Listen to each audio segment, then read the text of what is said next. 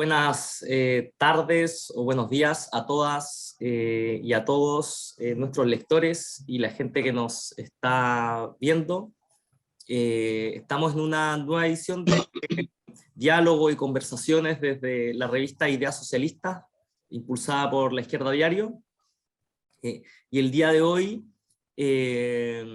vamos a conversar con don Osvaldo Fernández Díaz. Él es doctor en filosofía y él es fundador del Centro de Estudios del Pensamiento Iberoamericano y es presidente de la Asociación Gramsci Chile. Y tenemos también a Gonzalo Sandón-Belis, que él es integrante de la editorial popular La Pajarilla, también es miembro del Centro de Estudio del Pensamiento Iberoamericano y es secretario de la Asociación Gramsci Chile. Mi nombre es Pablo Torres, soy editor de la revista Ideas Socialistas, y el día de hoy lo que tenemos pensado es primero presentar a la asociación Gramsci Chile, una asociación que se constituyó a inicios de este año, y que están teniendo varias actividades, seminarios y conversaciones bastante interesantes, y el día de hoy queremos hacer este diálogo para interiorizarnos un poco de cuál es el proyecto, así como meternos en algunos debates que están cruzando el país. Gonzalo, Osvaldo, muchas gracias por darse el tiempo, por esta entrevista. Gracias, Pablo. Bueno, vamos entonces a partir con este diálogo. Y para comenzar, una de las primeras cosas que nos interesaría preguntarles es acerca de la asociación Gramsci Chile, ¿cierto? ¿Cuál es la trayectoria, el itinerario, la experiencia que han tenido, cuándo surge, cómo nace, cuál es el propósito o la idea que hay detrás y un poco de las actividades que están desarrollando? Yo desde que llegué de Francia, el 2003, comencé ya año siguiente, el 2004, a hacer seminarios en Magíster de Filosofía de la Universidad de Valparaíso. Y recurrentemente fueron 3 autores. Digo recurrentemente porque iba como intercambiando, que eran Gramsci, Mariátegui y Marx. Entonces alternaba. En los últimos, ya acercándonos a esta fecha, los últimos seminarios fueron casi todos sobre Gramsci. Y ahí entonces practicamos la experiencia de una lectura colectiva. Y la experiencia entonces de analizar fundamentalmente las notas de Gramsci y seguir la huella de los conceptos en la relación con otros conceptos.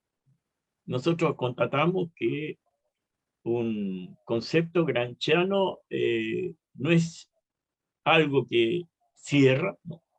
Los conceptos en general en filosofía están destinados a cerrar un fenómeno exterior, ¿no? Encapsularlo dentro de una nominación y definirlo para entender que cada vez que se usa quiere decirlo. En cambio, para Gramsci cada concepto es un problema abierto. Y ese concepto, al vincularse con otros conceptos, amplía su significación o la altera, y es eso lo que nosotros fuimos siguiendo.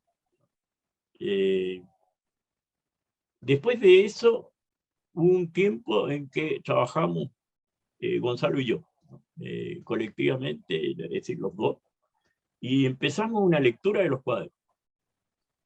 Leímos el cuaderno 1, el cuaderno 2, el 3, y llegamos hasta el 4, de ahí nos saltamos al 10, que yo me recuerde, y bueno, en eso estábamos cuando se nos fue ocurriendo la idea de hacer un seminario, porque claro, los seminarios de magíster eran una vez cada 6 meses, ¿no? No eran anuales, y quedaba un periodo en que no seguíamos viendo. Además, alrededor de nosotros fue llegando, es decir, yo no dejaba entrar amigos al seminario, ¿no? Y generalmente duplicábamos los alumnos con gente que venía. Así se fue quedando un grupo, ¿no? Un grupo de gente que se fue interesando por el tema y por la lectura de Gramsci. Lo que nos dio, nos interesó entonces proyectarlo como una actividad que nosotros hacíamos al alero de un grupo que ya existía desde 1900, del 2010 en adelante, que es el CEPIB, en la Universidad de Valparaíso, que es un centro de estudio del pensamiento iberoamericano, destinado fundamentalmente al estudio del pensamiento político latinoamericano, ¿no? Y que se ha centrado en gran parte en Mariátegui. Hemos hecho coloquios sobre Mariátegui, se han escrito libros sobre Mariátegui, es decir, hay un buen desarrollo del pensamiento mariáteguiano y esto surge entonces al alero, ¿no? Es decir, Aricó, por ejemplo, decía que la lectura de Gramsci permitió abrir la lectura de Mariátegui, que es la presencia de Gramsci, las problemáticas de Gramsci, se proyectaron entonces en Mariátegui y enriqueció la lectura de Mariátegui, que hasta ese momento, hasta los años 70, había sido más bien ageográfica o, eh, o de Clark Batakis, etc. Bueno, creamos nuestro seminario y a medida que íbamos leyendo, íbamos también buscando una metodología de lectura. Y el seminario giró en torno a esa metodología de lectura, tanto así que en la creación ahora en la institucionalidad del seminario, en un texto jurídico, dejamos en claro de que nosotros no estamos creando un club deportivo, ¿no? Con sus reglamentos. Estamos creando las condiciones para que un equipo de fútbol juegue, ¿no? O sea, que la base es eso. No sacamos nada con que haya una asociación en donde no se estudia Gramsci, no tiene sentido. Es decir, la esencia de eso es la lectura de Gramsci, ¿no? Y entonces el aparato jurídico que creamos tiene que ayudarnos a eso. Y ahora último hemos comenzado algunas actividades como conversatorios, etcétera, que han ido enriqueciendo. Bueno, dejo hasta aquí, podría agregar cosas más, pero no quiero monopolizar esta conversación, pues Gonzalo es miembro activo y creador también de todo esto. ¿Sí? Sí, bueno, complementando un poco lo que ha señalado el profesor Osvaldo, efectivamente nuestra intención inicial fue sumergirnos a esta lectura a fondo, estudiarlo con las precauciones filológicas que íbamos encontrando también en este camino. Y también tratando de de ponerlas en tensión, esta lectura con nuestra realidad histórica nacional. Y veíamos, como bien decía el profesor, que habían personas a nuestro alrededor que estaba también en una sintonía bastante similar y que entusiastamente estaba dispuesta a sumarse en este buceo por los cuadernos de la cárcel. Ahí me gustaría destacar a dos personas que fueron bastante importantes en ese proceso, con una disciplina pero increíble, con un nivel de compromiso maravilloso, que es Víctor Fernández y Carlos Bau, dos integrantes que bueno, que en estos momentos no nos acompañan corpóreamente, pero que están ahí presentes también en este proceso de inauguración de esta organización. Junto con ellos, me acuerdo varias sesiones en que problematizábamos y discutíamos a fondo y con mucha meticulosidad lo que íbamos leyendo. Yo creo que también vale la pena destacar la metodología empleada, esta lectura hermenéutica de los cuernos de la cárcel, pero era una lectura dialógica, dialogante, era una lectura que se colectivizaba inmediatamente, que no quedaba atrapado en las reflexiones personales de cada uno de nosotros, sino que buscaba precisamente entremezclarse con las reflexiones, con la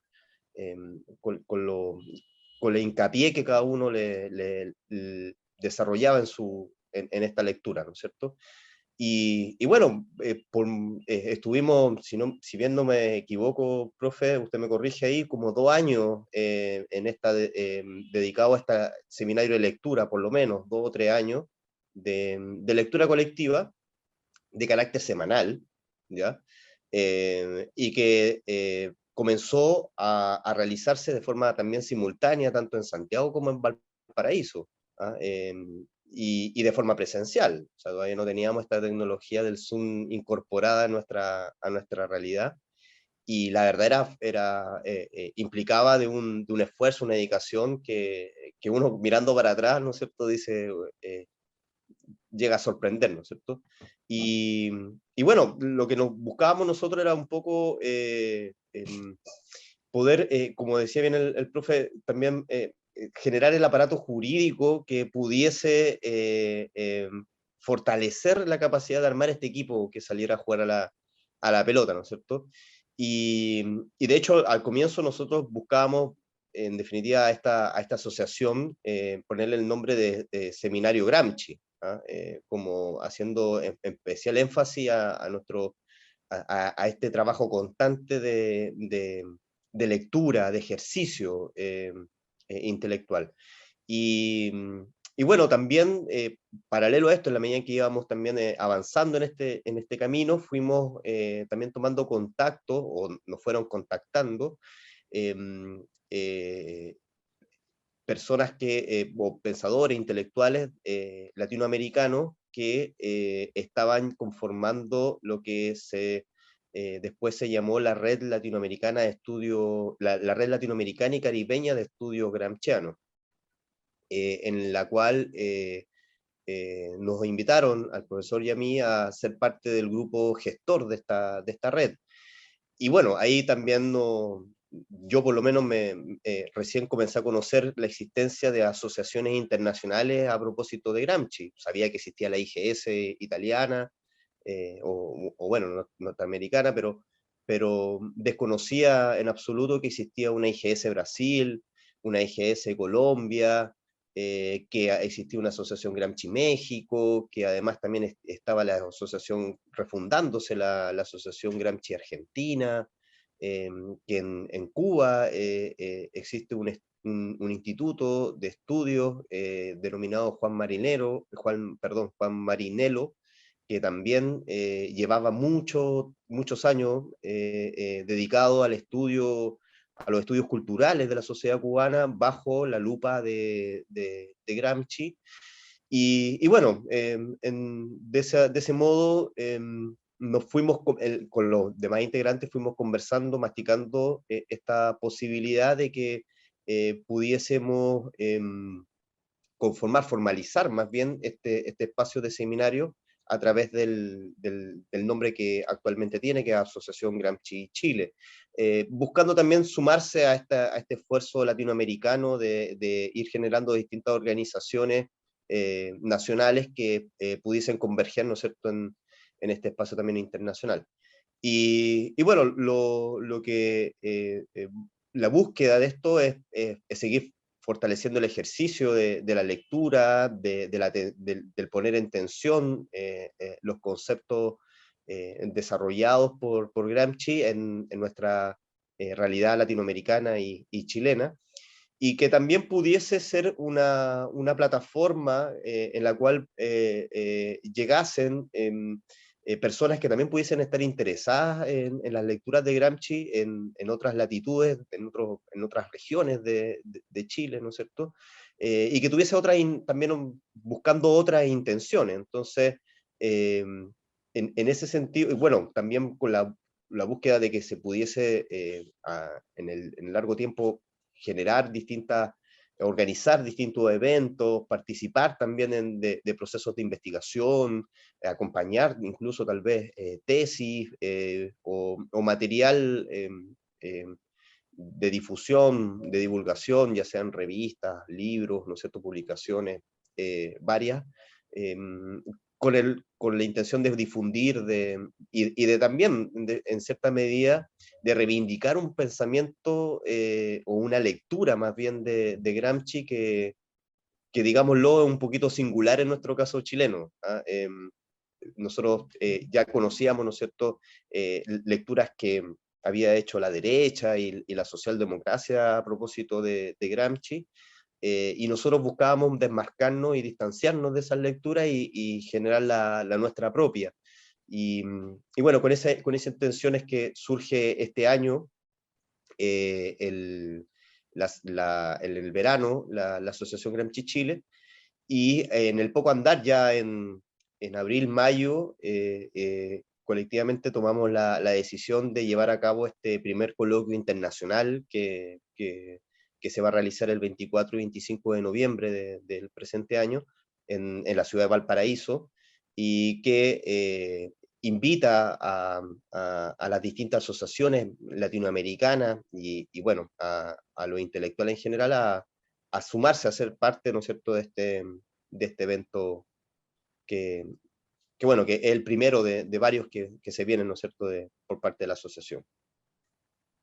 Interesante todo esto que cuentan de cómo se fue formando justamente la asociación que, por lo que señalan ustedes, nació este año, ¿cierto? Ya legalmente se constituyó, ¿cierto? Y entra como parte de la red de asociaciones gramscianas a nivel internacional, ¿cierto? Con esta red que contaban. Ahora, bueno, igual para la gente que nos está viendo o escuchando, estamos en una entrevista con miembros fundadores de la Asociación Gramsci Chile.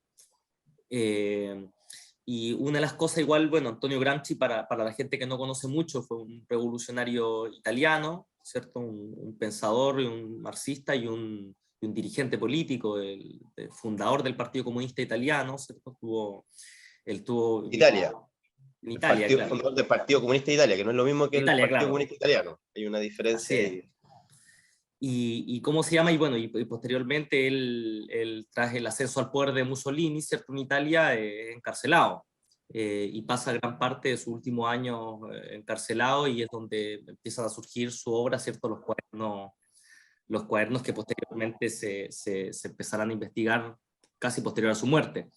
En este marco, ¿por qué para ustedes, cuál es la importancia o la actualidad que tiene Gramsci para constituir esta asociación en Chile, considerando, Gonzalo recién hacía un señalamiento que acá la derecha toda la última década, ¿cierto?, discutió mucho Gramsci, sobre todo, bueno, la UDI lo tenía en sus principios, que era porque decía que Gramsci era la expresión del marxismo cultural, ¿cierto? Y bueno, en la transición también de los años 80, sectores de lo que fue la concertación, como René Leal, por ejemplo, estudiaron a Gramsci. Entonces, ¿por qué ustedes, cuál es la actualidad que tiene Gramsci para pensar el país, el mundo? ¿Por qué actualmente y cuál es como el itinerario que ustedes ven o por qué desde la izquierda rescatarlo nuevamente? Mira, antes de entrar a hablar de la intelectualidad, yo quisiera cerrar un punto que creo que es conveniente para las personas que están escuchando, que hayan intentado leer a Gramsci o que se propongan ahora leer a Gramsci, ¿no? O sea, lo que constatamos nosotros de inmediato es que Gramsci es un autor difícil, ¿no? No de la misma dificultad de un Aristóteles o de un Heidegger, sino difícil en las condiciones en que escribió, ¿no? Y la estrategia elusiva que él empleó. Él deliberadamente ocultó lo que quería decir, ¿no? Y ocultó para engañar al carcelero. Se sabe que los cuadernos incluso los solicitó en un momento determinado Mussolini y se los llevaron a Roma, los leyó, ¿no? Y dijo, bueno, este es un viejo ya agotado, en pleno desvarío, no entendió lo que Gramsci, felizmente, lo que Gramsci decía, ¿no? Y además hay que entender de que Gramsci podía trabajar con 3, al máximo 4 cuadernos en celda, ¿no? Entonces cuando ya él tenía en manos 14 cuadernos, 4 estaban en su celda y 10 estaban afuera, que lo podía leer quien quisiera. Pero además de eso, en el momento de escribir, podía encontrarse, ocurrírsele escribir una nota, pero que no seguía otro cuaderno y no el que tenía en mano, ¿no?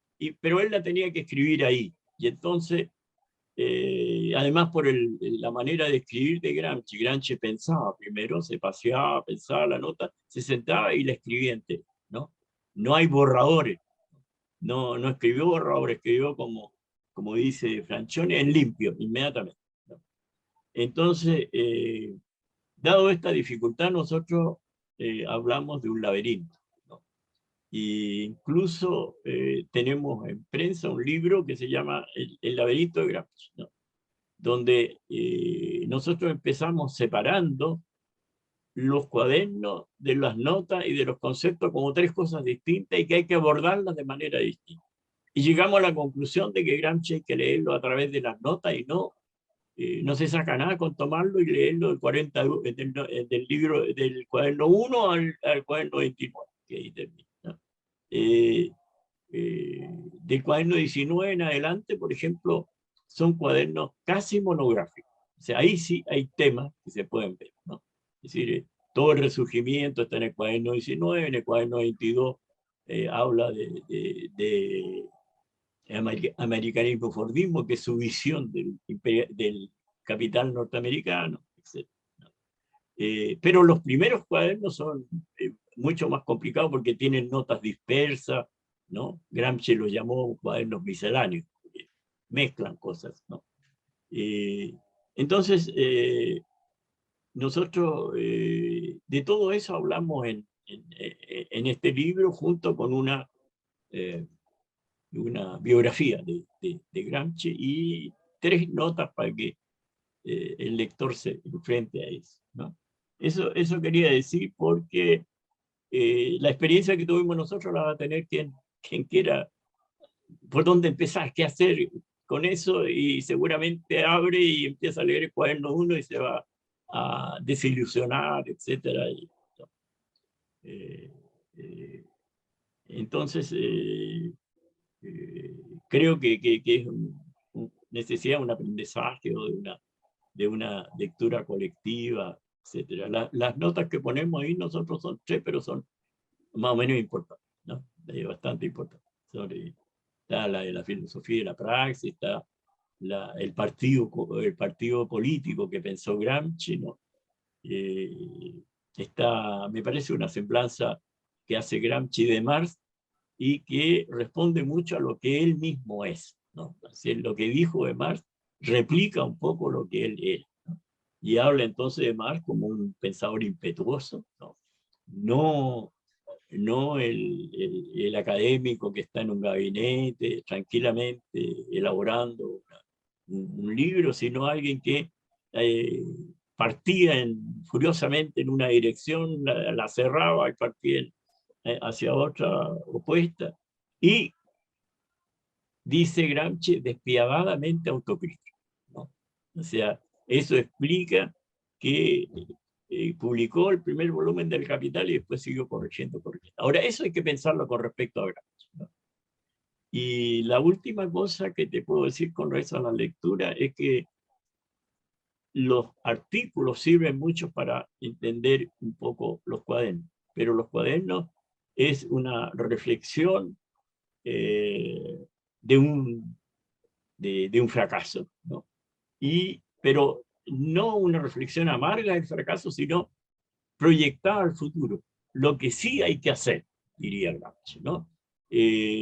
¿Cómo debemos mejorar todo lo que hicimos e ir más adelante? Entonces, esas eran las razones por las cuales, porque hay una crítica a lo que está pasando en la Unión Soviética, hay una crítica al fascismo de Mussolini, ¿no? Y una crítica también a los comportamientos del partido, etcétera, y una autocrítica, ¿no? O sea, porque él se siente responsable de todo, ¿no? Bueno, para entrar en la cosa, la actualidad, como dice Gonzalo, nosotros pensamos en la lectura de los conceptos de Gramsci en razón del movimiento político latinoamericano, ¿no? Y últimamente hemos tenido varias discusiones sobre el concepto de revolución pasiva, por ejemplo, ¿no? Y las conversaciones que hemos tenido en torno a este concepto nos han mostrado la riqueza de este fenómeno, o sea, la dificultad de entender lo que está pasando, ¿no? Ahora, Gramsci analizó el problema en Italia, ¿no? Y en Italia la revolución pasiva no tenía una dimensión geopolítica como la tiene en América Latina. O sea, la gran parte de las revoluciones pasivas que nosotros hemos padecido han sido pauteadas por el imperialismo norteamericano, ¿no? Es cuestión de leer el documento de Santa Fe II y de leer los documentos desclasificados que han llegado últimamente, ¿no? La Alianza para el Progreso fue un proyecto de revolución pasiva de carácter muy distinto al golpe de Estado, pero los dos fueron dados para evitar que en América Latina se produzca una nueva revolución cubana. O sea, ese era el objetivo. Y bueno, pues en Chile nos hemos ido de revolución pasiva en revolución pasiva, ¿no? O sea, el primero la de Frei, ¿no? Después el intento de Allende, que era ya en el sentido contrario.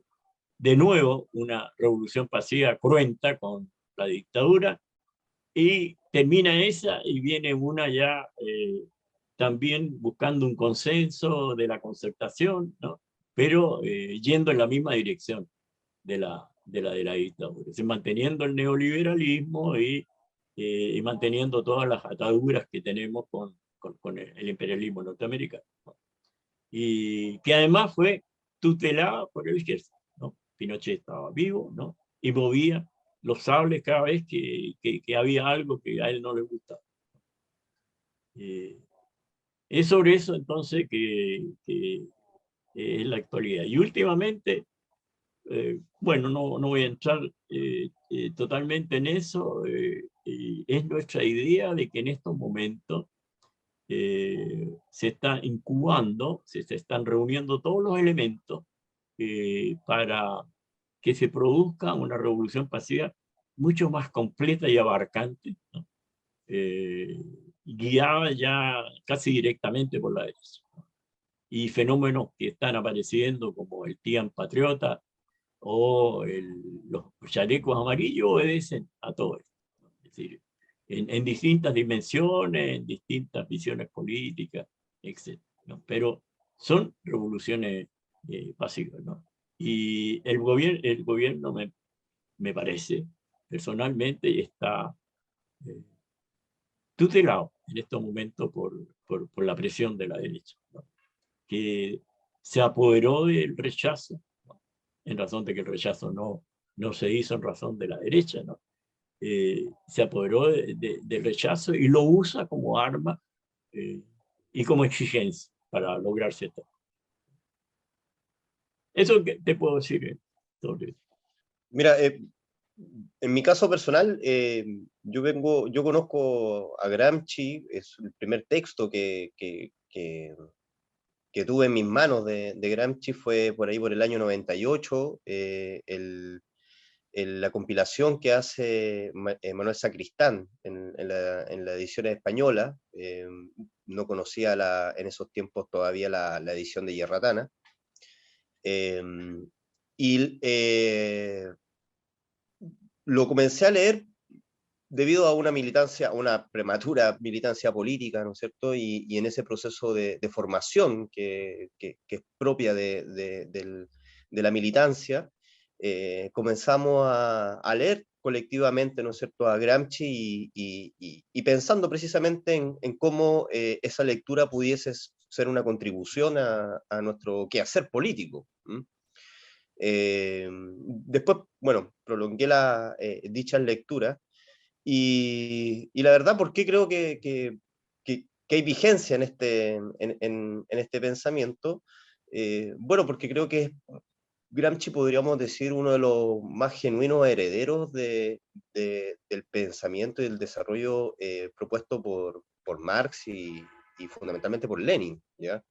Em, eh, pero no es una lectura, por decirlo de algún modo, de transcripción de lo que señala Marx y Lenin, sino que más bien es un estirar el tejo pasado, es decir, bueno, ya masticado lo señalado por Marx, ya masticado lo señalado por Lenin, ¿qué es lo que yo podría aportar, ¿no es cierto?, a las sociedades futuras, a los procesos de lucha que vienen más allá del cual estoy.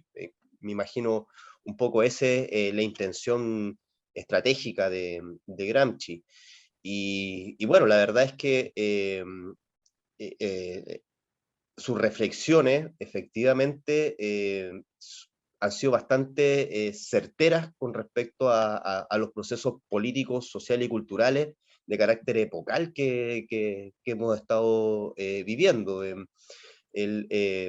Estando en la prisión fascista de Mussolini, fue capaz de detectar y advertir esta revolución pasiva que estaba desarrollando el imperialismo norteamericano a través del americanismo y el fordismo. Pero además también puso bastante énfasis a hacer un aporte, a una cualificación de los aportes de Marx. Gramsci traduce directamente desde el alemán algunos textos bastante seleccionados de los escritos de Marx. Estamos hablando de la tesis sobre Feuerbach, el prólogo a la contribución de la economía política, fragmentos también de la miseria de la filosofía.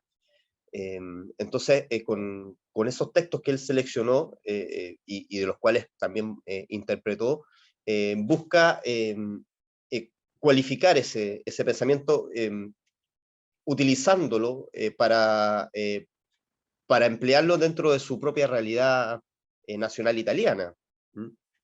Pero también pensando en los desafíos que tenía este pensamiento, este pensamiento histórico colectivo, en el cual también Lenin había recogido el guante, ¿no es cierto?, y había hecho su contribución.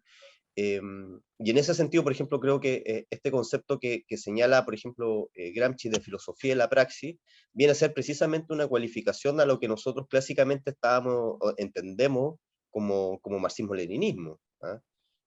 Cabe destacar que Marx nunca se consideró un marxista. De hecho, hay una carta, ¿no es cierto?, que le escribe a Engels, donde señala que lo único que sabe es que no es marxista. Trataba muy peyorativamente a los que se señalaban como marxistas, como Lasalle. Y bueno, Lenin tampoco tuvo la intención, ¿no es cierto?, de bautizar su aporte como leninismo. Es más bien Stalin el que inaugura, ¿no es cierto?, y sacraliza a este tipo de pensamiento como marxismo-leninista, marxismo-leninista, y lo manualiza, ¿no es cierto? Lo cierra este pensamiento en movimiento en una manualización. Y Gramsci advierte eso, se da cuenta de eso también desde la prisión. y busca precisamente combatir en esa batalla de la idea, de desacralizar, de manualizar un pensamiento que tiene que estar en movimiento. Creo que un heredero Gramsci de la dialéctica, ¿ah? Como metodología para el desarrollo de su reflexión y, bueno, de su praxis. Entonces, en ese sentido, creo que el aporte que hace Gramsci precisamente es de reivindicar este pensamiento de Marx, de Lenin, ¿no es cierto?, refrescarlo, actualizarlo, sin caer en el revisionismo, sin caer en, en virajes teórico-políticos que pudiesen, ¿no es cierto?, llegar a, a otros puertos, ¿ah? Más reformistas, socialdemócratas, etcétera. Entonces, la vigencia que creo yo que tiene Gramsci precisamente ese esfuerzo que nos plantea, que nos propone, de mantener vigente esta forma, esta concepción de mundo, esta teoría concepción de mundo, y también señala, o sea, esto no lo podemos dogmatizar, no podemos considerarlo una religión, sería lo más nefasto para aquello, y además también tenemos que considerar que todo lo que se ha ido investigando, estudiando y analizando, nos da a conocer que en definitiva es en el terreno de la superestructura, ya hablando más en el lenguaje clásico, donde las personas adoptan conciencia, ¿no es cierto?, de su condición social. Y continuando con esa lógica, él plantea en definitiva que es precisamente en la cultura, ¿no es cierto?, en los espacios culturales, es donde se va sistematizando y también condensando la conciencia de clase. ¿Ah? Y es también ahí donde se originan las disputas, las luchas, ¿no es cierto? Entonces, lamentablemente, bueno, hubo, en su momento hubo varios autores que denostaron a Gramsci, ¿no es cierto?, planteando que era un culturalista, que era un revisionista, ¿no es cierto?, y que estaba dándole la cabida y abriendo las puertas poco menos al reformismo, ¿no es cierto? Una persona que, si uno revisa su biografía, se daría rápidamente cuenta que no tiene por dónde, ¿no es cierto?, ser acusado de aquello. Pero bueno, con esa versión culturalista se pierde, ¿no es cierto?, por mucho tiempo Gramsci, pero gracias a la reivindicación, a las lecturas por ejemplo, en el caso de Argentina, Aricó, ¿no es cierto?, reivindica, en el caso de Chile, el profesor Osvaldo también reivindica, ¿no es cierto?, desde la vereda militante, permite que Gramsci nuevamente se entrometa, ¿no es cierto?, en los procesos formativos de las organizaciones políticas de aquel entonces, y nos da, ¿no es cierto?, la posibilidad de que podamos ocuparlo como herramienta útil, ¿no es cierto?, para los procesos del hoy en día. Y en ese sentido, uno, bueno, a propósito de la revuelta de octubre del 2019, cabe destacar, por ejemplo, este concepto que es bastante útil, el de catarsis, ¿no es cierto?, que nos señala Gramsci, como también, por otro lado, como bien dijo el profe, revolución pasiva, ¿no es cierto?, un concepto de Vincenzo Cuoco, que fortalece a través también de otras acepciones, otra terminología, como el ejemplo de revolución-restauración, que hace un autor francés, ¿no es cierto?, empleando también el concepto de revolución permanente de Trotsky, ensambla y confecciona un concepto, ¿no es cierto?, que da cuenta del debido corolario que corresponde al prólogo. Entonces, revolución pasiva es la forma, ¿no es cierto?, de impedir que se puedan generar revoluciones. Y si uno analiza bastante gruesamente, ¿no es cierto?, la historia moderna de Chile, suele ser paradigmática la aplicación de estas revoluciones pasivas. La Fundación para el Progreso y las dictaduras militares fueron precisamente revoluciones pasivas para impedir, como se señaló anteriormente, que se replicara la Revolución Cubana. Y durante los 80 también, producto del surgimiento de las movilizaciones, de las protestas masivas populares que acontecieron, el bloque del poder tuvo que buscar alternativas de salida para tratar de que esto no estallase, y así es como se inaugura, ¿no es cierto?, este arco iris. ¿Ah? Y creo que de la misma forma, a propósito de lo acontecido en el 2019, el Acuerdo por la Paz de noviembre, del 15 de noviembre, es precisamente la búsqueda nuevamente de que esto no se prolongase, que no pasase más allá de los márgenes, de los límites institucionales, y por lo tanto que pueda ser encauzado precisamente hacia esta moderación institucional. Y se inaugura una nueva revolución pasiva, cuyo el niño símbolo de ese acuerdo de noviembre actualmente, ¿no es cierto?, cumple el cargo de turno de ser presidente de la República. Entonces, ahí hay una dinámica. Entonces, estos conceptos no son útiles precisamente para analizar nuestra realidad. Yo creo que ahí está la vigencia. Y la verdad es que si la derecha ha hecho uso de estos conceptos, ¿no es cierto?, y la ha resultado, ¿ah? Así como a la socialdemocracia también le ha resultado, como bien indicaba Marx, ¿no es cierto?, perdón, Gramsci, este pensamiento puede servir como en la esgrima, ¿no es cierto?, tanto para caballeros como para bandidos, ¿no es cierto? Podría ser entonces válido preguntarse por qué no también para intencionalidades militantes o revolucionarias, ¿no es cierto?, el hacer uso también de estos conceptos para esos fines. Sí. Mira, a propósito, no sé, No, sí, don Osvaldo. ya, a propósito de lo que decía Gonzalo, justamente un discípulo de Sacristán, que se llama Fernández Buey, ¿no? Decía con respecto a las ediciones de que era muy complejo leer a Gramsci en los cuadernos, ¿no? Y que inevitablemente iban a funcionar más las antologías. Y creo que es útil para un comienzo de lectura lo mismo que dijo Gonzalo, porque deja un sabor a poco, ¿no? Y de ahí ya uno puede irse a los cuadernos, pero la antología te lanza sobre lo que es vital, digamos, fundamental de ver, ¿no? Ahora, sobre la actualidad, mira, nosotros hemos ido constatando de que hay un interés creciente en América Latina, ¿no?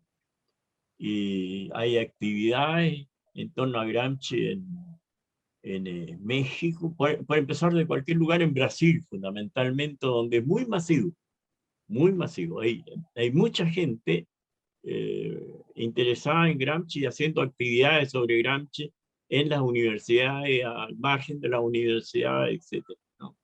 En México también es muy importante el movimiento, en Argentina, ¿no? En Argentina hay 2 o 3 grupos distintos trabajando Gramsci. En Bolivia, ¿no?, hay un grupo de chicos en un lugar que se llama El Alto, algo así, que traducen a Gramsci. Son muy buenos traductores, ¿no? Y han traducido cosas importantes y nos han enviado eh, textos muy buenos sobre Gramsci, ¿no? Pero además yo creo que tiene que ver también con la existencia de movimientos radicales en Cuba, Venezuela, Bolivia, ¿no? ¿No? Las expectativas que se abren en Colombia, y ahora si triunfa Lula en Brasil, ¿no? Entonces, eso yo creo que es un foco de atracción, ¿no? Pero al mismo tiempo, lo que nosotros hemos constatado leyendo fundamentalmente un libro que tradujo Juan Barbero sobre Cóspito, el debate filológico actual en Italia. Es decir, quizás el conocimiento de Gramsci no sea algo masivo, pero sí está en manos de la intelectualidad, digamos, en estos momentos. Y entonces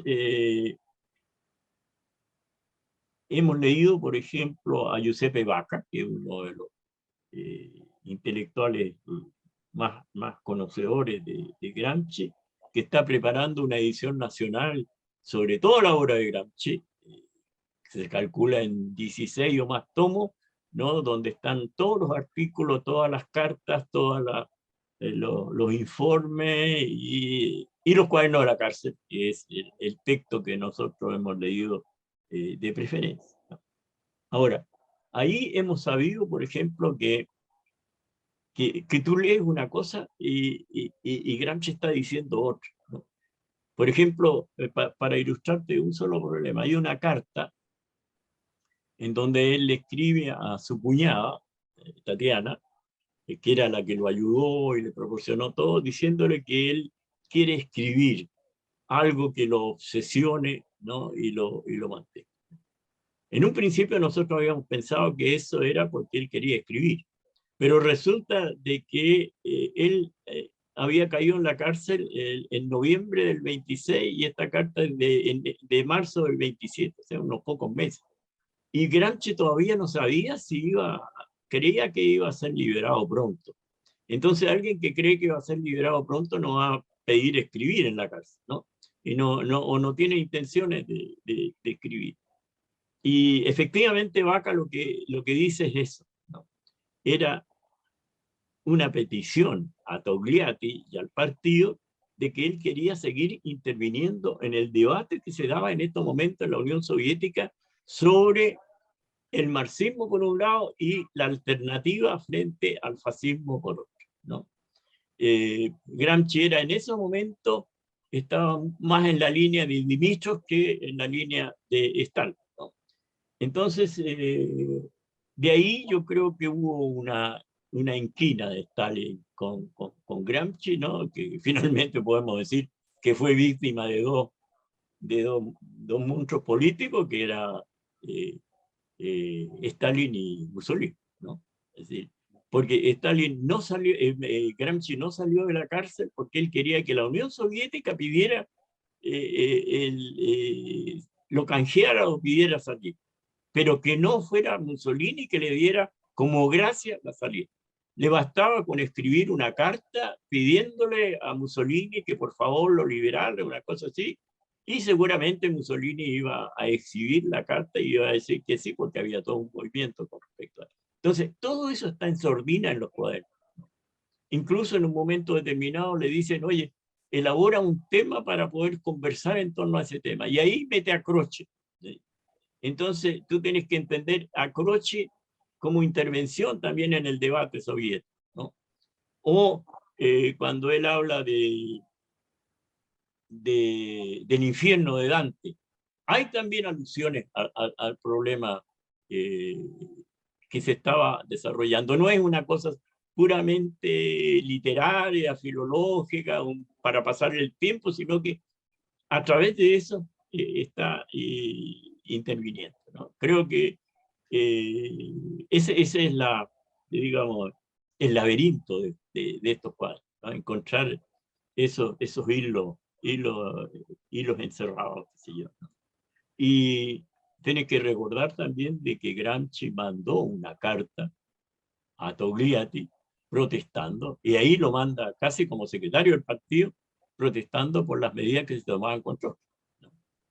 Porque Stalin Gramsci cuando participa en Moscú, en la internacional, trabó una amistad con Trotsky, ¿no? Que no la trabó con Stalin. Entonces, además eran más o menos parecidos intelectualmente ambos, ¿no? Stalin era otra dimensión de pensamiento. Entonces, todo eso está, como te digo, orillado en los cuadernos, en sordina, sigo existiendo, ¿ah? Y solamente una lectura atenta y con mucha información permite ir detectando esas zonas oscuras, digamos. Muy interesante todo esto último en torno a lo que ustedes señalan como los laberintos, ¿cierto? Por donde explorar a Gramsci. Hay varias cosas que ustedes, tanto Osvaldo como Gonzalo, fueron señalando, que quería un poco referirme para entrar a la otra pregunta. Porque está esto, claro, primero de la actualidad de Gramsci y qué tipo de Gramsci tomar en algún sentido. Ahí Gonzalo se refirió harto a buscar una cierta interpretación, por lo que yo entendí, un poco más revolucionaria en un sentido, ligado justamente del problema, ya sea cultural, ¿cierto? Por decir así, donde muchos enfocan como que Gramsci fuera solamente el pensamiento de la ideología o la cultura como superestructura, ¿cierto? Del ligado de la lucha de clases, del ligado a pensar la revolución, del ligado a pensar la clase trabajadora como productora, y a la vez otras visiones que señala usted, un Gramsci más reformista en última instancia, o sea, como que no pensara en la intervención activa de las masas en un sentido. Bueno, Gramsci era como recordaba Gonzalo, era militante Gramsci, entonces era dirigente del Partido Comunista y de la Tercera Internacional. Ahora, y después, Osvaldo mencionaba mucho el tema esto de la revolución pasiva, ¿cierto? Aunque Gonzalo también se refirió a algún aspecto de eso, y de por qué pensarla en torno a la historia chilena. Bueno, ahí se fue desde Frei en 1964 hasta un poco hasta la actualidad, y un poco por esa relación, porque o sea, en el pensamiento de Gramsci, ¿cierto? Hay mucha discusión de cuáles serían los centros, ¿cierto? Si el problema de la hegemonía o el problema de la revolución pasiva, que un poco ahí para señalar a la gente que nos está viendo, escuchando, Gramsci se refería un poco a revolución pasiva como un concepto, podríamos decir, como revolución sin revolución, en un sentido. En el sentido de que hay ciertos cambios que se van operando, ¿cierto? Económicos, políticos, sociales, pero sin la intervención activa de las masas populares, o sin una revolución activa, ¿cierto?, de las masas populares, como la había pensado ya sea la Revolución Francesa, o podríamos decir la Revolución Rusa como otro ejemplo. Entonces, frente por decir así, a la amenaza de la revolución, o de la posibilidad de la intervención activa de las masas, surge este intento de operar cambios por arriba, podríamos decir, ¿cierto? Intento de operar cambios por arriba, para impedir, ¿cierto?, que la clase trabajadora, los sectores populares, las clases subalternas, ¿cierto?, puedan, por decir así, irrumpir en el dominio capitalista y de los bloques en el poder dominante. Entonces, ahora, ese factor lo ligaban tanto a los aspectos de repente de cambios de la derecha que han hecho, como Gonzalo se refería también al aspecto del acuerdo por la paz, ¿cierto? En la revuelta, ¿cierto? Porque, y yo creo que ahí tiene mucha actualidad pensar Gramsci, porque hubo una intervención activa de las masas, en el caso chileno, ¿cierto?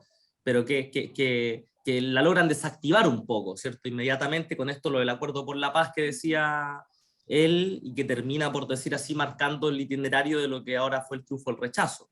Entonces, quería preguntarle por esto, por esta relación, el factor de, o sea, que nos puedan explicar un poco ustedes, para la gente que no conoce mucho o que no está muy interiorizada en el pensamiento de Gramsci, a qué se refieren con esto de revolución pasiva, y cuál sería la relación de eso con el progresismo, para pensarlo, porque ahí, porque ustedes señalaban como dos variaciones. Don Osvaldo señaló el tema de la derecha, el rol que tiene la derecha, sobre todo ahora con el triunfo del rechazo y cómo quiere operar ciertos cambios.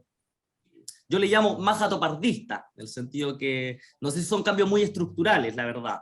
Me da la impresión que no tienen a ser cambios muy estructurales, sino que una especie de transformismo. Ahora, y Gonzalo se refería al factor del progresismo acá, o de la izquierda progresista, institucional. Entonces, bueno, y ustedes vienen en los últimos seminarios, bueno, de hecho esta semana tuvieron 2 seminarios, esta y la semana pasada, para discutir el problema de la revolución pasiva en Chile. Entonces, un poco eso, que quizá introducir en eso, de cómo ven eso, explicar un poco a la gente que nos está viendo, y un poco que puedan desarrollar más eso y cómo la empiezan a ver, porque me pareció que es un ángulo bien interesante para pensar Chile. Yo partiría advirtiendo que en el caso de Gramsci los conceptos no andan solos, andan apiñados, andan, nunca un concepto va a andar solo, siempre está vinculado o va a estar orbitando con otros conceptos que lo van complementando, lo van, y eso también es parte, creo yo, también del movimiento dialéctico del pensamiento. Es decir, no se limita, no se cierra, sino que se expande, se potencia y se extiende. Entonces, revolución pasiva no podría entenderse como un término que uno pudiese encontrar en el diccionario, ¿no es cierto?, su definición, y por lo tanto quedar bastante clarito de lo que quiere decir, ¿ya? De hecho, como tú bien dices, nosotros ya llevamos en estas últimas 2 semanas 2 sesiones, 2 seminarios diferentes, debatiendo, discutiendo sobre revolución pasiva, y la verdad es que las interpretaciones y análisis tienen sus acepciones y sus distinciones, de acuerdo a quien lo use y lo plantee, ¿no es cierto? Entonces, ahí hay que tener esa advertencia. Ahora, en el caso de revolución pasiva, ¿con qué conceptos por lo menos podríamos decir que va más acompañado? Hay uno que es importante, que tú lo señalaste, ¿no es cierto?, el transformismo, la capacidad que tiene, ¿no es cierto?, el bloque dominante, las clases dominantes, en absorber elementos propios de los sectores populares, de las masas, de las clases subalternas, y poderlas asimilar a su modo, ¿no es cierto?, que terminan siendo como prácticamente intelectuales orgánicos que administran el poder sin necesariamente ser, en términos de conciencia en sí, para ocupar el término clásico, sin necesariamente ser clase dominante. ¿Ah? Y eso también es un elemento distintivo. Revolución pasiva también va acompañado de hegemonía. ¿Ah? La revolución pasiva es precisamente para disputar, para luchar, conquistar la hegemonía. Y además también va acompañado de buscar, de conquistar también el sentido Sería común. una especie de operación como para intentar cerrar una crisis hegemónica, ¿no? Una especie Pero, claro, pero no solamente para cerrar una crisis hegemónica, porque ahí podríamos decir que tiene características regresivas únicamente, sino que también, como varios han señalado, la revolución pasiva puede tener una expresión progresiva. De hecho, por eso que revolución pasiva no solamente se debe entender bajo la definición de Vincenzo Cuoco de que es una revolución que termina, que busca no cambiar nada, ¿no es cierto? Pero además también complementarlo con este concepto de revolución-restauración, que no me acuerdo en este momento cuál es el autor francés del cual Gramsci ocupa este término. Y ahí, bueno, uno podría decir, el poder se restaura. Efectivamente.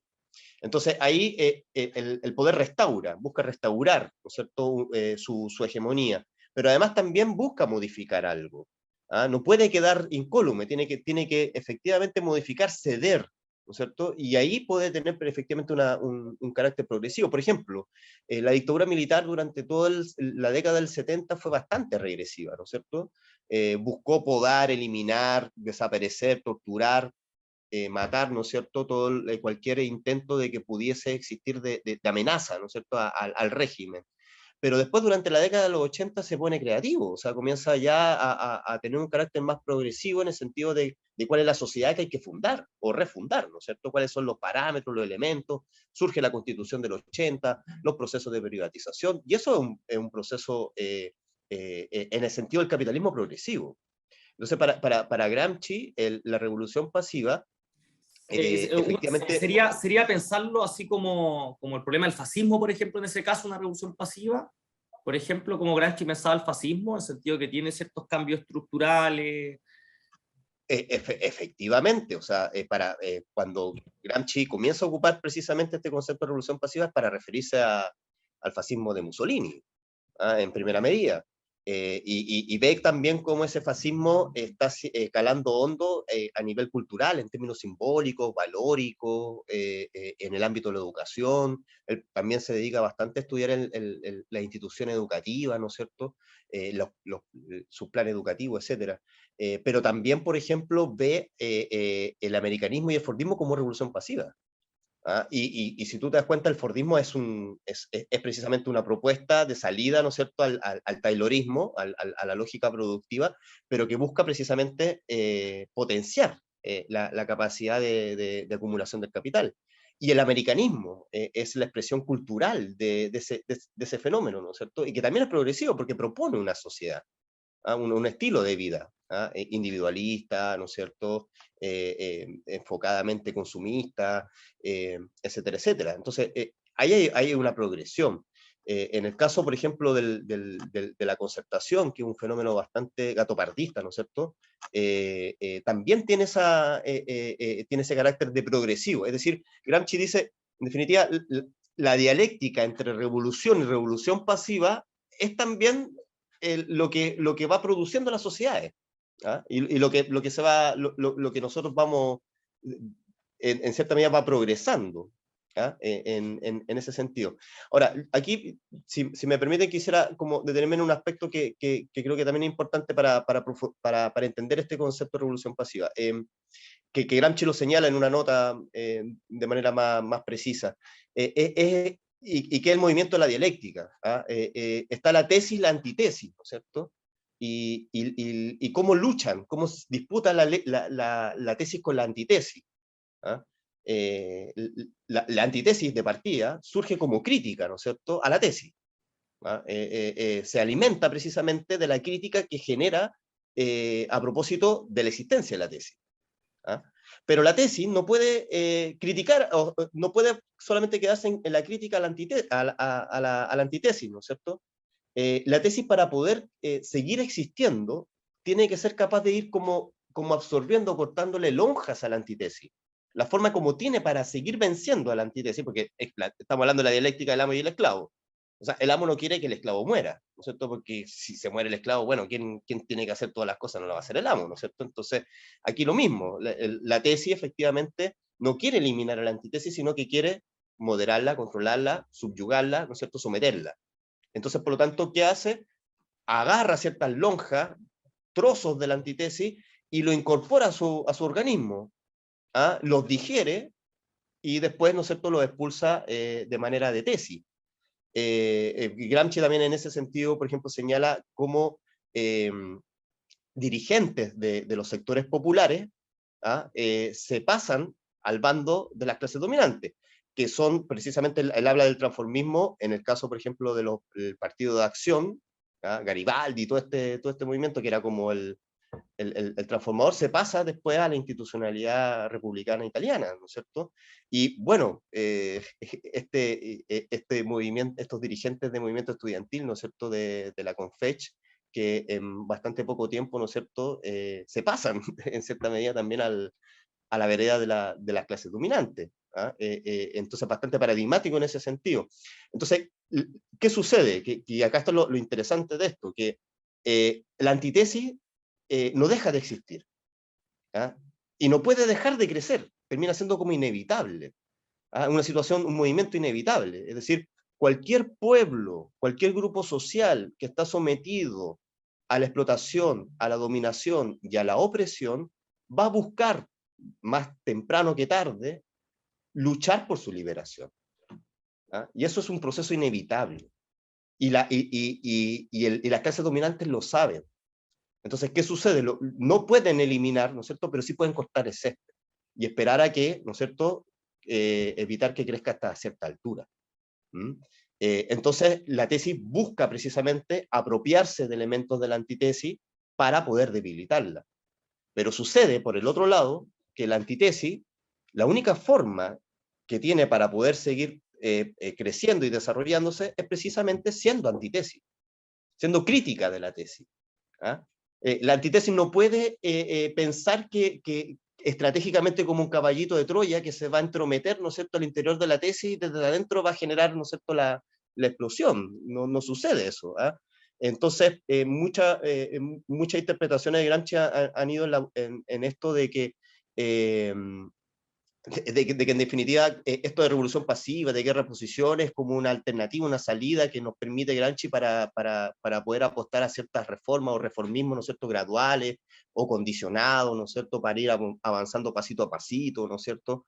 Pero la verdad es que la antitesis, la única forma que tiene para poder superar a la tesis es precisamente a través de una revolución, ¿ah? Y poder efectivamente conformar una antitesis, o sea, una síntesis, perdón.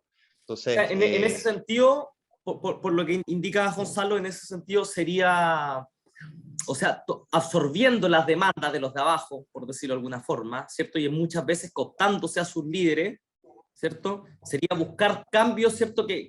Pero que no amenacen el dominio conjunto. O sea, sería, por decir así, no es que sería un programa de lo explotado y los oprimidos para transformar la realidad, sino más bien sería una especie de programa de las clases dominantes para absorber, ¿cierto? Tiene que integrar ciertos cambios, como decías tú, para mantener el conjunto, pero sería como, o sea, no es que un programa o algo para las clases subalternas, en el sentido de luchar por una revolución pasiva. Y movilizarla. Forma. Y movilizarla, de ahí viene lo pasivo, ¿no? Claro, la pasivización entraría, sería la Claro, clave, ¿cierto? A ver si puedes ampliar esa idea más, don Osvaldo. sí, mira, primero se habló de la centralidad. Nosotros en una de las presentaciones dijimos algo a lo cual también hemos llegado con Gonzalo a darnos cuenta, de que varios conceptos en Gramsci pueden pasar a ocupar un lugar central. Depende del ángulo que nosotros estemos examinando una realidad determinada. Revolución pasiva puede ser central, hegemonía, muchos lo dan a hegemonía más centralizado que revolución pasiva, ¿no? El partido político también, ¿no? Y de hecho, revolución pasiva, en la primera nota que aparece es en el cuaderno 1, en la nota 44, ahí aparece junto al tiro con otros conceptos, ¿no? Con hegemonía, con partido político, con la función dominante y dirigente de un partido y con el transformismo molecular, ¿no? Ahora, el transformismo molecular es un proceso que está a ojos vistas en Chile, ¿no? Es decir, todos aquellos revolucionarios de años anteriores que ahora están en la derecha prácticamente, ¿no? Desde Ampuero, pasando por Roja, yendo ahora a José Joaquín Brunel, ¿no? Ernesto Tone, todos ellos. Sí, Javiera Parada.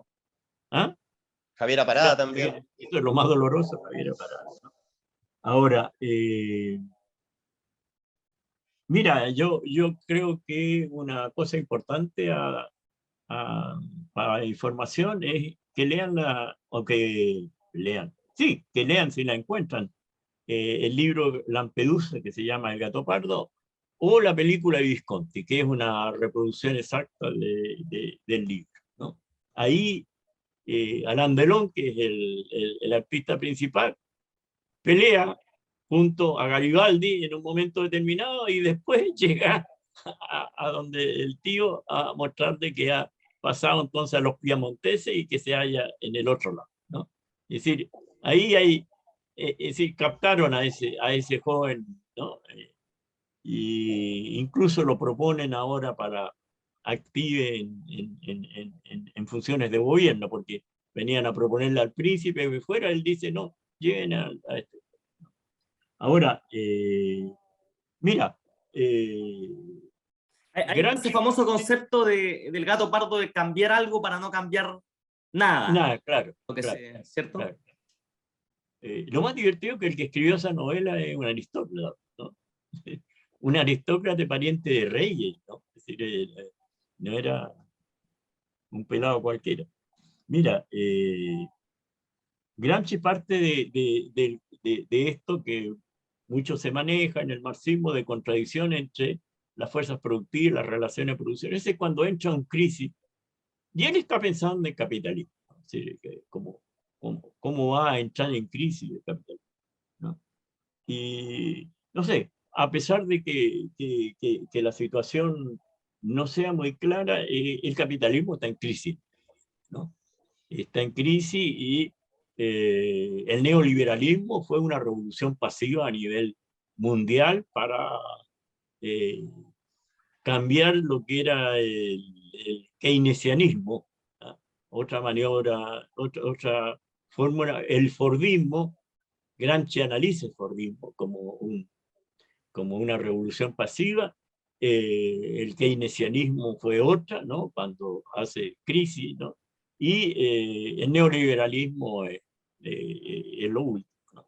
Ahora, lo que Gramsci quiere decir en ese momento es que, y hay una nota donde habla de esto, una nota que está en el cuaderno 7, me parece, y se replica después en el cuaderno 13, en donde él habla de que hay fuerzas que se empeñan por mantener, como dice Gonzalo, la tesis, mantener lo que está, ¿no? Y que tienen una clarividencia sobre la cosa que no tiene por qué no ser así, ¿no? Marx un poco trató de proyectar la clarividencia para el proletariado, ¿no? Y para las fuerzas revolucionarias, ¿no? Pero Gramsci el elemento que incorpora es que esa clarividencia se da también, ¿no? Porque él la vivió, ¿no? Es lo que se dio en el Resurgimiento, ¿no?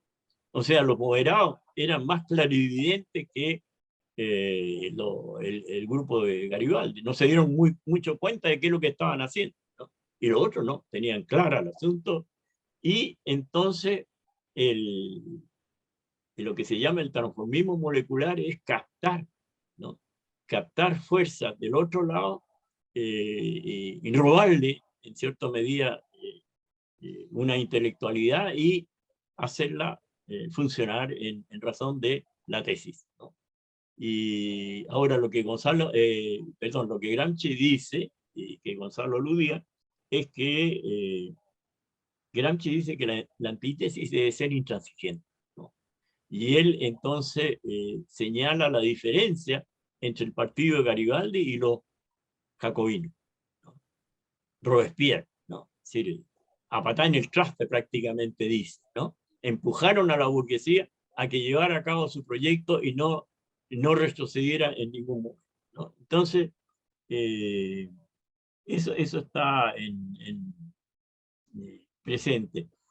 Mira, nosotros en estas discusiones hemos llegado como a la idea de que la revolución pasiva también puede venir de la conciencia que la clase dominante toma de que la manera como está dominando no es efectiva.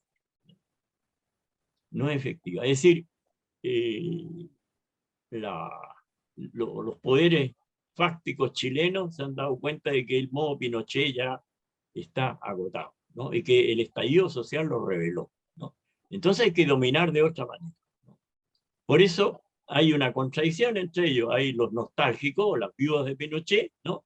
Y el Partido Republicano mira para ese lado más que para otro. Y por otro lado, el Mercurio, que está advirtiendo de que hay que fagocitar al centro, ¿no?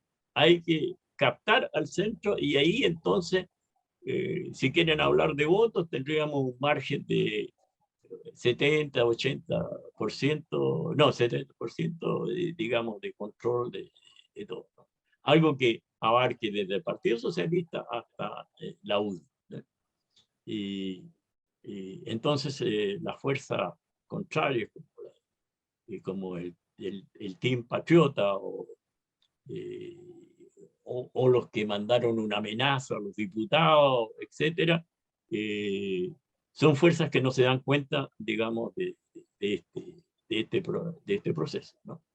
Entonces, la revolución pasiva fue porque alguien señaló en la discusión una idea muy interesante, es que la oligarquía ha dominado Chile de comienzo a final. Yo creo que el único momento en que se pudo vencer ese dominio oligárquico fue con Allende, ¿no?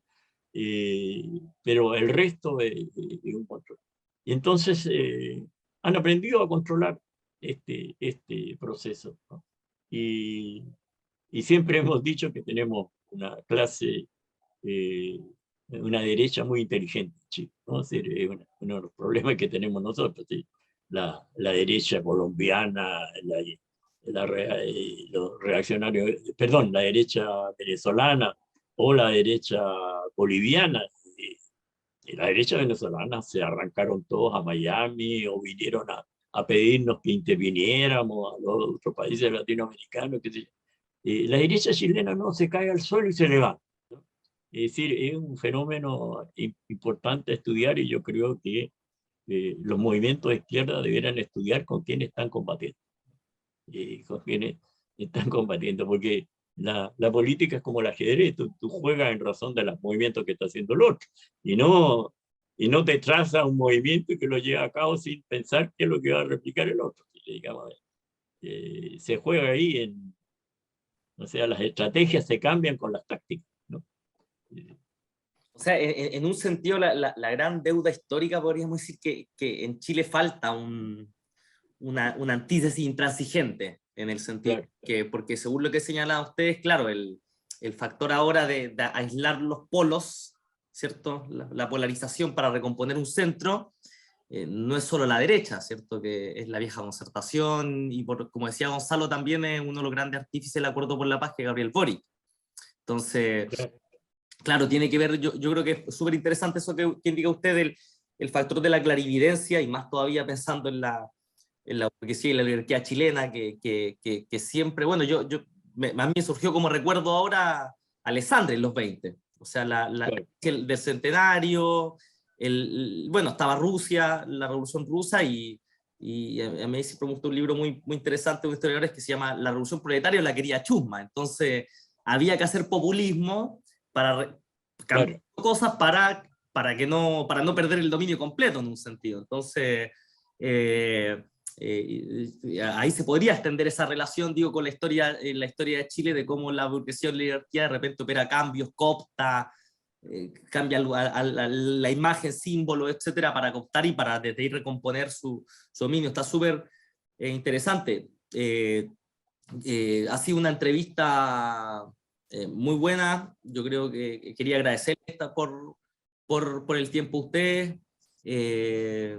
Y nada, solamente, ¿cómo se llama? Algunas palabras que quieran para finalizar. Yo quiero invitar también a la gente que nos está viendo a que puedan entrar. Ellos tienen una página web, que la pueden buscar como asociaciongramsci.cl.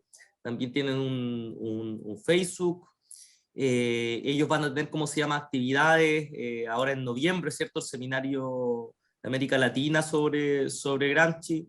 A nosotros nos parece que es, ¿cómo se llama?, un desafío muy interesante y una iniciativa muy buena porque justamente en la izquierda tenemos que pensar estos temas, más que nunca. Y más que nunca porque hay una crisis abierta que no pueden cerrar y que está todavía la necesidad de la formación de, como decía Gramsci, un príncipe moderno, o podríamos decir algún partido intransigente que quisiera ir más allá de las simples reformas que siempre se ofrecen. Entonces, yo invitar al público, a la gente, a que siga sus páginas. Ellos siempre están haciendo seminarios que lo podrán encontrar en su página y en el Facebook también. Entonces, algunas últimas palabras para que ustedes quieran cerrar, señalar alguna invitación o comentario. Mira, yo como también integrante de la editorial popular La Pajarilla, que hemos publicado ya hace más de 15 años, ¿no es cierto?, textos a bajo costo, ¿no es cierto?, de extractos de escritos de Gramsci, buscando potenciar, contribuir a los procesos formativos de las militancias juveniles, ¿no es cierto?, políticas, de distinta índole. Haría el llamado, la invitación más bien a utilizar a Gramsci, a formarse, a prepararse, a instruirse y a organizarse. Gramsci es útil, y la mejor demostración de su utilidad lamentablemente la desarrollado la derecha, la socialdemocracia, fundamentalmente, pero es útil, y por lo tanto yo creo que el desafío que queda, ¿no es cierto?, en este pensamiento en movimiento vivo de Gramsci es precisamente el configurar una alternativa revolucionaria que sea consecuente, coherente con lo planteado por Gramsci, y que puede efectivamente configurarse en nuestros tiempos, en nuestra actualidad, con nuestra realidad, en nuestras condiciones, sin calco ni copia, sino que con nuestras latitudes, el proponer y el desarrollar, incentivar, suscitar una alternativa revolucionaria como propuesta de transformación de nuestra sociedad, porque definitivamente la sociedad chilena, y lo ha demostrado, ¿no es cierto?, las masas populares que se expresaron, ¿no es cierto?, en la revuelta del 2019, dan cuenta de que este estilo de vida, este modo de vida neoliberal está llegando a su fin. Hay algo que está muriendo, hay algo que está agonizando, que busca evitar encontrarse con la parca, pero que por ahí anda. Y al mismo tiempo hay algo que están haciendo. Esto de que lo viejo no quiere perecer, ¿no es cierto? Y lo nuevo no deja de nacer, ¿no es cierto? Pero hay algo que nació, y lo quieran o no, está creciendo. Y eso que está creciendo, en algún momento va a tomar cada vez más fuerza. Y ojalá que esa fuerza no sea coaptada por caudillos fascistas, ni reaccionarios, ni mucho menos, ¿no es cierto?, sean pacificados por la socialdemocracia, sino que de una buena vez por todas, ¿no es cierto?, sea la oportunidad de poder efectivamente bosquejar y proponer, ¿no es cierto?, a las clases subalternas un proyecto revolucionario de sociedad. Ya, mira, por mi parte, más bien recomiendo lectura. ¿Sí? Me parece que lo contado por Gonzalo podría ser una invitación, es decir, comiencen leyendo la antología Sacristán, que es una de las mejores, ¿no?, que yo he conocido, ¿no? Y además están algunos libros que publicó Jaime Mazardo en Chile, ¿no? Gramsci en Chile, si creo entender, ¿no? Y La Pajarilla editó también una antología que me tocó preparar, que se llama Maquiavelo y Lenin, ¿no?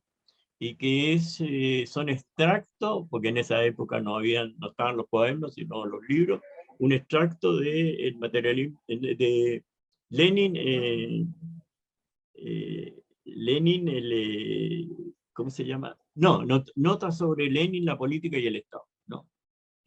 Eh, o notas sobre la política y el Estado. Bueno, pero la antología se llama Maquiavelo y Lenin, ¿no? Y se encuentran incluso divididas por temas, ¿no? El partido político, ahí hay una descripción de lo que Gramsci pensaba del partido político, etcétera, etcétera, ¿no? Es decir, ha tenido un cierto éxito de reproducción, incluso se encuentra en las veredas a veces. Se editó por la editorial Nacimiento primero, y después lo editó la editorial Pajarillo, ¿no? Hubo en Chile un coloquio sobre Gramsci, simposio Gramsci, en el año 87, ¿no? Y ahí el libro de referencia era él, ¿no? Más una compilación que se preparó especialmente para eso, pero que no sé si se puede encontrar fácilmente, donde vienen autores italianos y chilenos también que escriben. Ahí escribe Antonio Leal y Sergio Bucovich, qué sé yo. Eh, escribe Vaca también, y otro más, ¿no? Ese fue un libro que en Italia se preparó para esto, y que piratearon el libro de nacimiento, digamos, para que la gente lo adquiriera. El Maquiavelo y Lenin. Bueno, esa es más bien una recomendación de lectura, así que al lado de eso está, lean a Gramsci. Lean a Gramsci. Ya pues, con esa sugerencia entonces nos vamos. Nuevamente agradecer, Osvaldo, Gonzalo, muchas gracias por su tiempo. Y nada, a todos Gracias. los lectores, auditores, le invitamos a seguir viendo estos programas, entrevistas. Muchas gracias, Ya. Gonzalo y Osvaldo. Ya, y gracias a usted por la invitación. Chao. Gracias. Chau, chau.